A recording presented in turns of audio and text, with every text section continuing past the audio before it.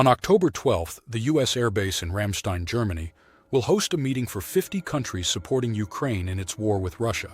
Ukraine President Volodymyr Zelensky is expected to release the details of his Ukraine Victory Plan, which has been presented to several Western leaders. However, unnamed officials have expressed disappointment in the plan's current form, stating that it lacks a clear path to victory or peace.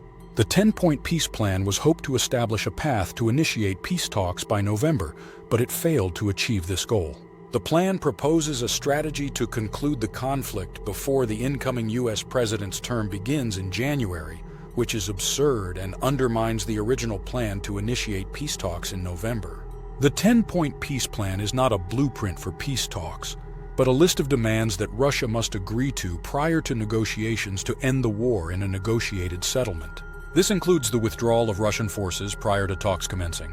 The points that would be open to negotiation are Ukraine's NATO and European Union membership, and since Russia would have withdrawn from Ukraine, they would have no real leverage to stop either. There are other potential peace plans besides the Ukraine one, such as Russia's peace plan and China's 6-point peace plan. Zelensky called the plan destructive and a political statement, complaining that Ukraine was not included in the peace proposal process. Putin agreed that China, Brazil, and India could all be acceptable mediators of the plan. Russia and Ukraine are urged to refrain from expanding the battlefield, escalating fighting, or engaging in provocation. They are also called for a return to direct dialogue and a push for de-escalation until a ceasefire is achieved.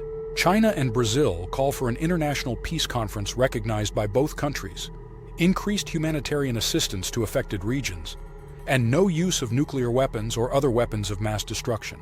The African Peace Plan includes South Africa, Egypt, Senegal, Democratic Republic of the Congo, Comoros, Zambia, and Uganda also had a peace plan built around food security. The Black Sea Grain Initiative, led by Turkey, superseded the African Peace Plan and enabled the transportation of Ukrainian agricultural products out of the Black Sea without Russian attacks. However, it was negotiated without Western representation and would have required the West, led by the U.S., to offer security guarantees to Ukraine. The likelihood of the West participating in peace talks has increased compared to 2022. Turkish President Erdogan has maintained favorable relations with both Russia and Ukraine even during the war. Russia has rejected the idea of Turkey mediating peace talks to end the war. But this is a non-factor, as the European Union, the United States, and NATO would not want Turkey to lead the talks.